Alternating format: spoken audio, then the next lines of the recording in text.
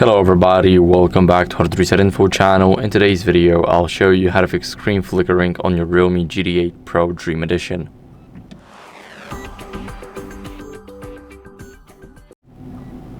So first, go over into the settings, and here you need to go down to display and brightness. Here you need to adjust your brightness automatically and make sure to disable auto brightness. Now you guys can adjust it here, basically up to your preference or until you see the flickering gone. But make sure to disable the auto brightness as I've mentioned before. And now if that doesn't help, then download the screen dimming app. So go to the Play Store, go to search and search for the screen dimmer and then OLED Saver. Here is this app right here. This one is paid, so make sure to ignore the sponsored apps. Go over here and download the app, click install. It's only a couple of megabytes, so it will download instantly. Now click open, and here you need to grant permissions. So the first one is accessibility, to actually allow to modify the system settings to control our brightness. Now we need to go over to accessibility, download the apps, and here screen dimmer.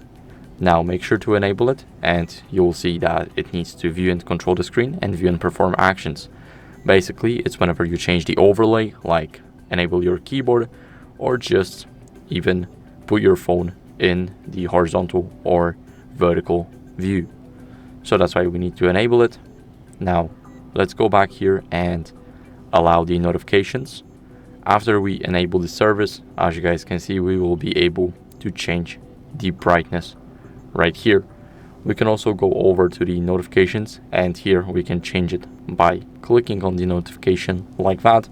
And whenever we want to get rid of the app, we need to click on this switch right here to disable the service. And then if that doesn't help, you guys can go here and uninstall it.